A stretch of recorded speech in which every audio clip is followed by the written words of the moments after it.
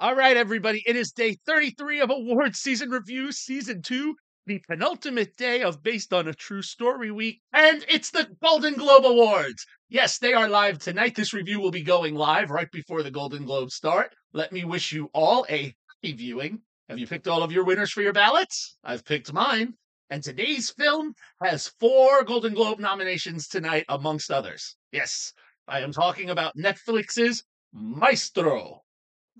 Co-written by Josh Singer and the film's director Bradley Cooper, Maestro has a current box office total of $354,873. Now, yes, that is a small amount, but that is from international box office. The film released by Netflix doesn't have domestic box office distribution information shared, so that's why the amount is on the smaller end. Cooper's biopic of Leonard Bernstein, the guy who's referenced in REM's song, It's the End of the World as We Know It, it has some serious award season buzz. For tonight's Golden Globe Awards, Cooper is competing for both director and best actor in a motion picture drama. Carey Mulligan is nominated for best actress in a motion picture drama. And the film is also up for best drama. So those are the 4. Now, Maestro was also named one of the top films of 2023 by the National Board of Review, and also, as of today, named one of the 10 films of the year by the American Film Institute.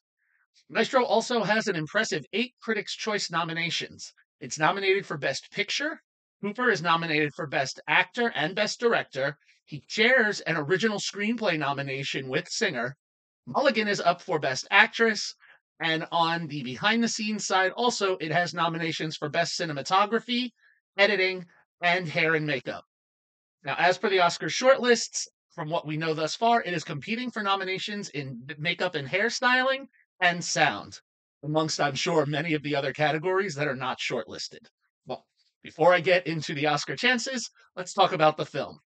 Now, Maestro, as I said, is a biopic of Leonard Bernstein. So much more than an REM reference. Bernstein is considered one of the greatest composers, American composers of our time. But aside from a reference to the moment that jump-started his career, which was stepping in to conduct the New York Philharmonic at 25 when the lead conductor was ill, and a few moments of scenes with his students and one concert, primarily this is not a film about his career and what he did, but his love affair with his wife, Felicia Montelegre, from their first meeting at a party hosted by his sister Shirley to the interview that he gives about her when he was 70 years old. However, we would like to think that this is a love story for the ages, but, well, without spoiling too much for those who may not be familiar with Bernstein's life or career, there are some challenges to these two in living happily ever after. Some of this is, well, again, with mini spoilers, let's just say one isn't able to give the other everything they need to be satisfied in the bedroom. I'll leave it there. Now, this film explores not just the relationships, but the decisions and compromises that we sometimes make to have relationships in our lives. So I'm not going to go into the plot anymore. I'm going to leave it there. Because in case, again, as if anyone doesn't know the life, I want you to go into this, with as little spoiler as possible. Now, in regards to the film, the 2 lead performances are incredible. I mean, if I rated films solely based on the performances, this film would be a 5 out of 5 stars. Cooper encapsulates the tone, mannerisms, and look of Bernstein to a T. He's almost unrecognizable at times. Additionally, Mulligan plays Felicia with such a intensity, but a sincerity, and you really follow the struggles that she's going through, and her eyes. I mean, you really see this story through her eyes more so than her dialogue. She's so expressive. Mulligan can't help but break your heart when she goes through some of the more dramatic moments in the film. The chemistry between the two is truly what makes the film watchable. Now, as far as the screenplay, Singer and Cooper do a good job of presenting a script about the love story.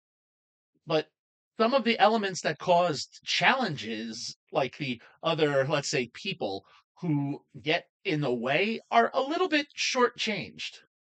I'm not so much disturbed about the fact that the film didn't focus on Bernstein's career, because if they had done that, it would have, gotten all muddy and muddled and long. So it's good that he chose to focus on the relationship, but I felt we heard more talking about it as opposed to seeing what the challenges were.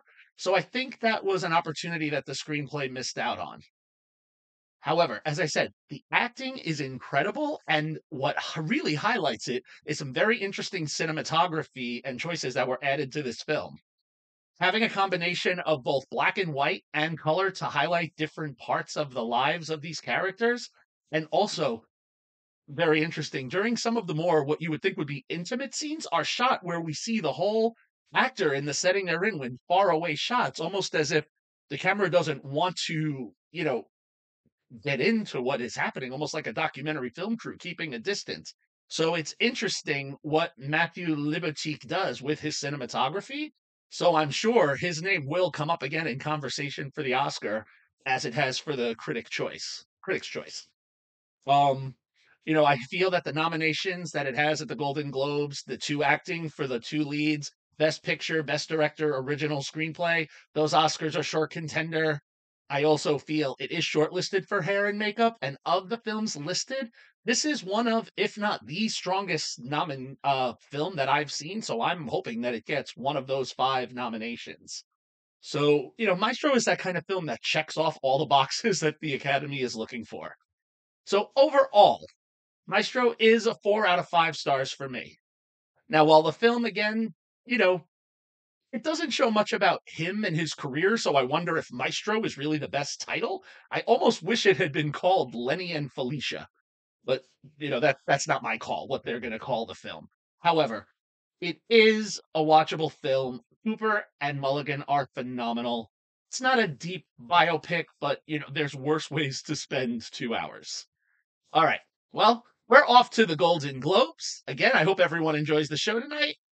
As I will be closing out based on a true story week with a little touch of the French Revolution.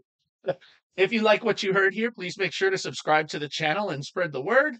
You can follow me, Cinephile Mike, on all social media and compare movie reviews with me on Letterboxd. See everyone tomorrow, and until then, this is Cinephile Mike saying take a break and watch something new.